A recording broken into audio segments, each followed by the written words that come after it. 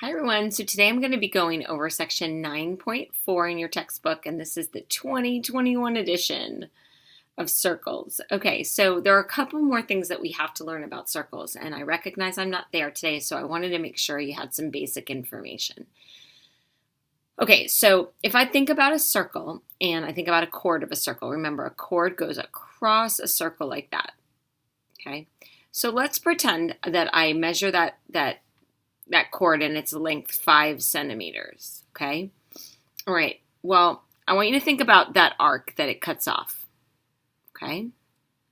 Now let's pretend that I copy that, okay? I make that exact same arc, okay? And I move it to somewhere else on the circle, like that. It's also exactly 5 centimeters. I'd like you to make a conjecture about what you think is true about this arc. What do you think would have to be true? Well, hopefully in your head you're thinking, well, those arcs would also have to be congruent. And that's actually absolutely true. If you have the same circle or incongruent circles, congruent arcs have congruent chords.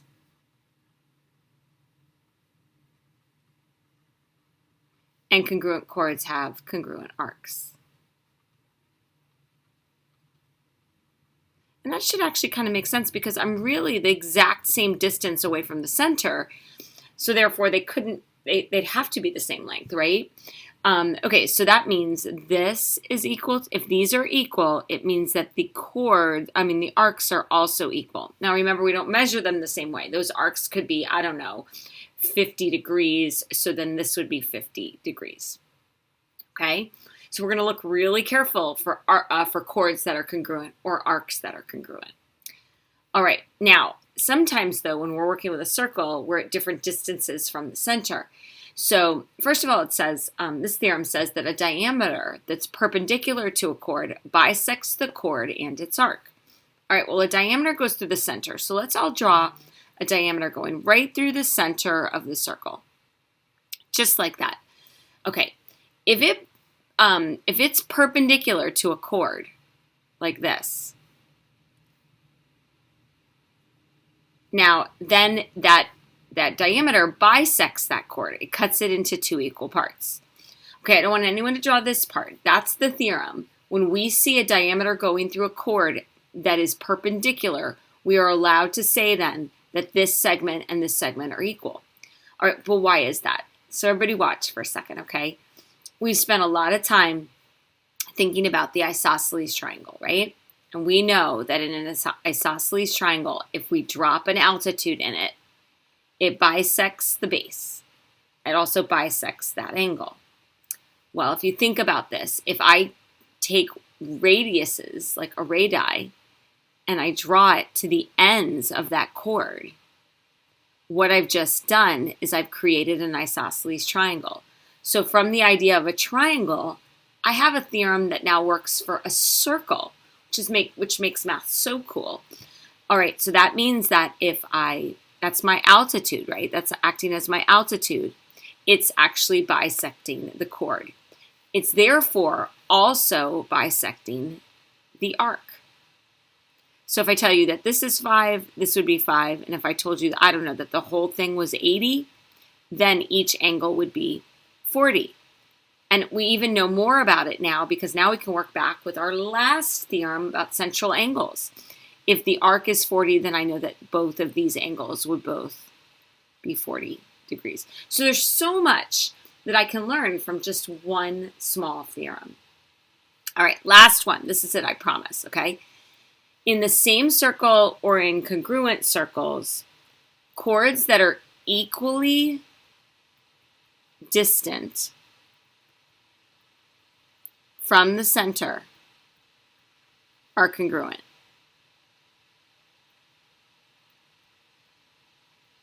And congruent chords are equally distant, are congruent. I can't spell today, guys, sorry. Congruent chords are equally distant. I was right the first time.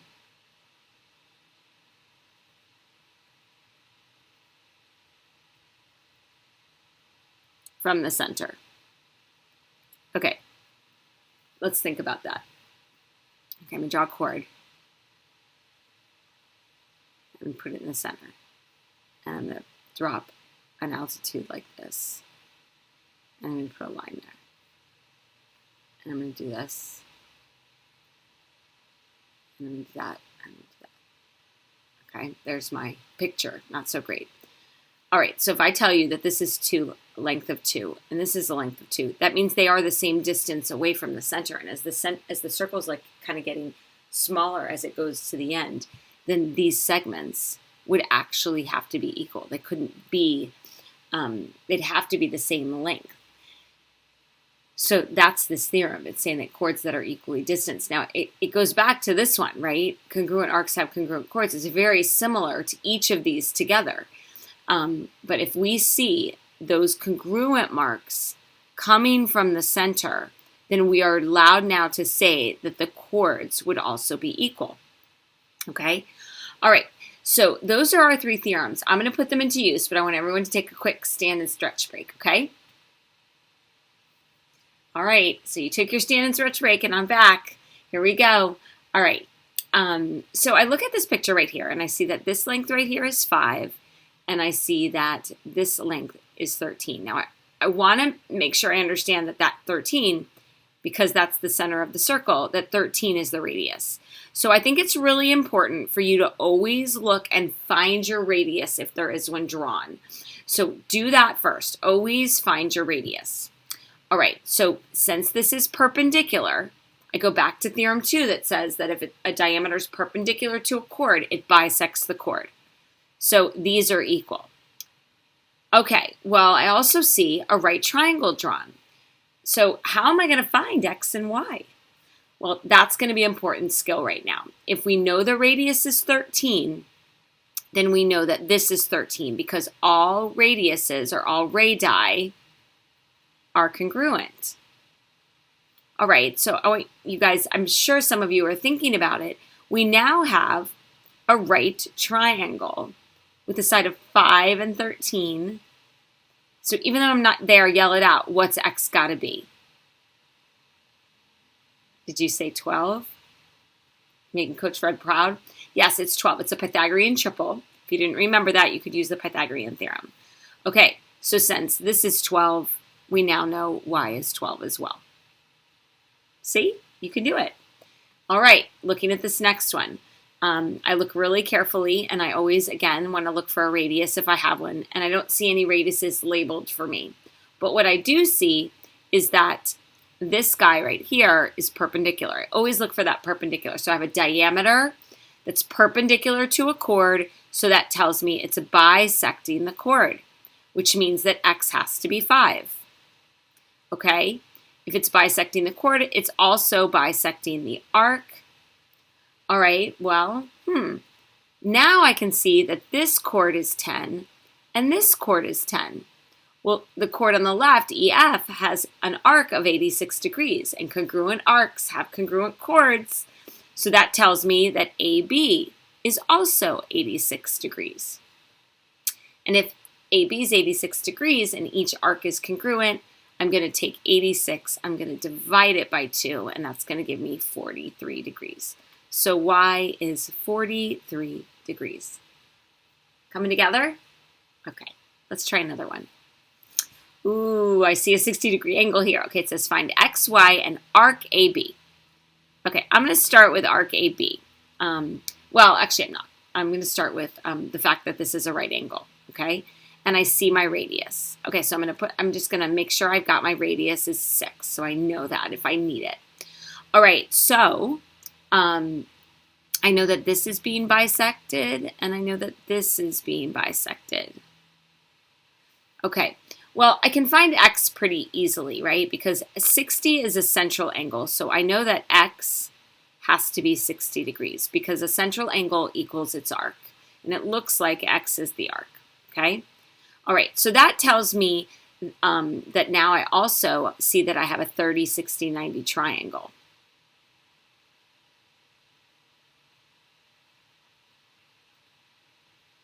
And I want to find y. All right, well, let's review. 30, 60, 90 triangle. Hypotenuse 2s. Short leg across from 30 is s, and the side across from 60 is s root 3. So that tells me that y has to be 3 because it is the short leg. Okay, now remember, all radiuses are congruent. So that tells me that, that this is an isosceles triangle. So if this is 60, this is 60, which makes this 60. So I have 60 and 60, so arc AB would be the sum of those two things. So the measure of arc AB would be 120. Now you might have beat me to that. I did go kind of slow there, but I wanted to make sure everybody saw what I was doing.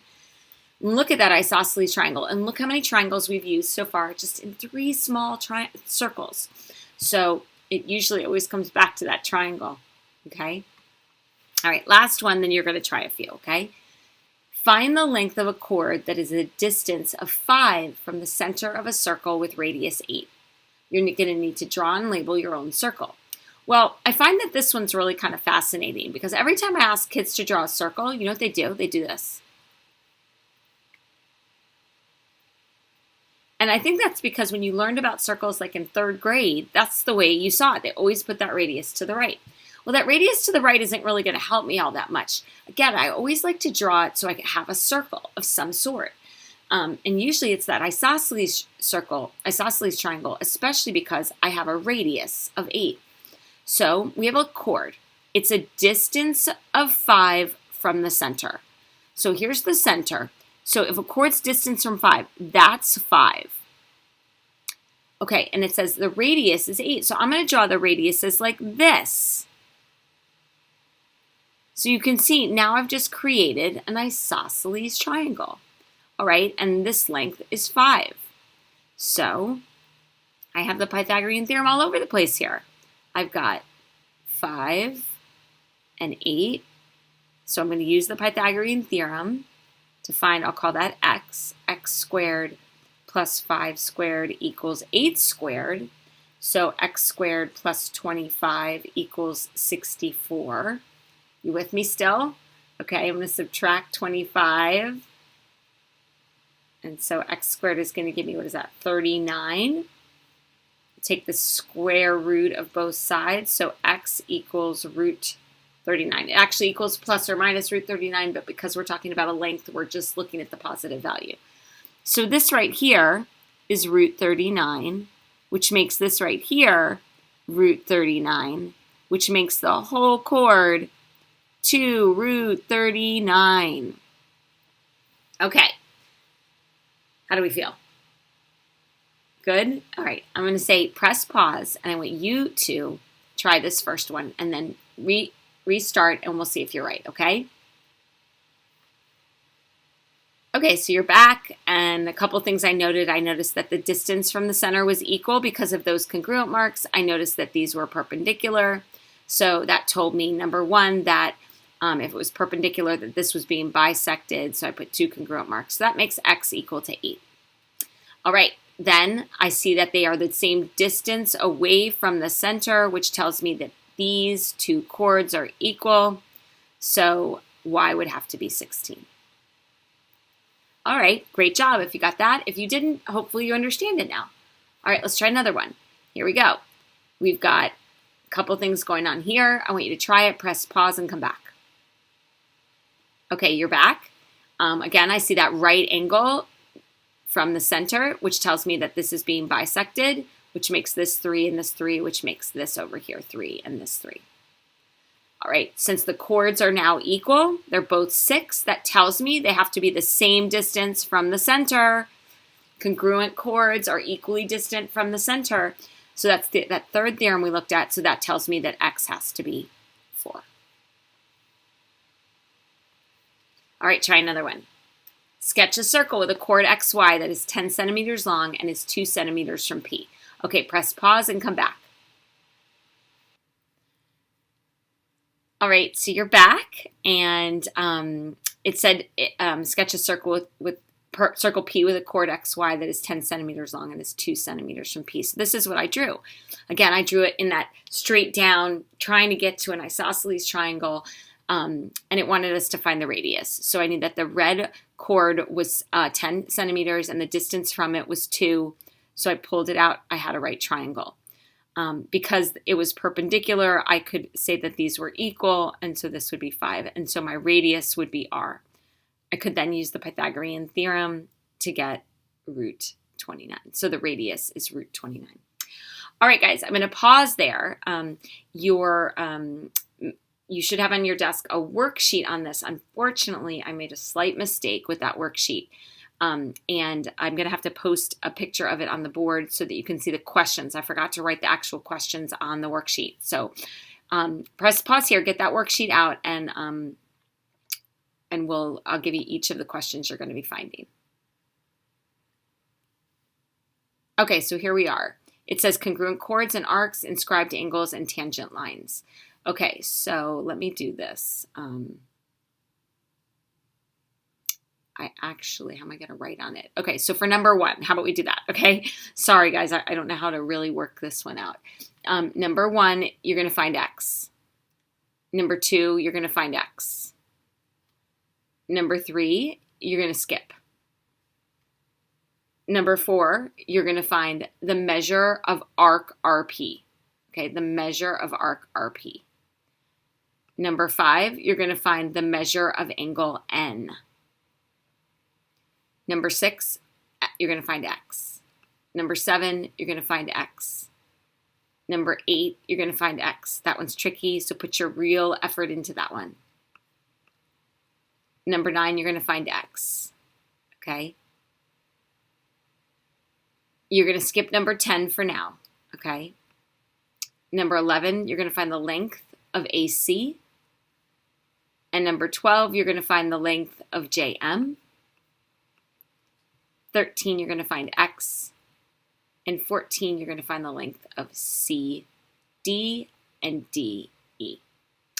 All right, guys, that's it. And so you're going to work on this in class and just finish it up for homework. Okay? And then tomorrow I'm going to wrap everything up, answer all questions, get you caught up. I'm sorry I haven't been there. My eyes feeling so much better. So thank you for being so understanding with me. And I will see you on Thursday. Have a good day.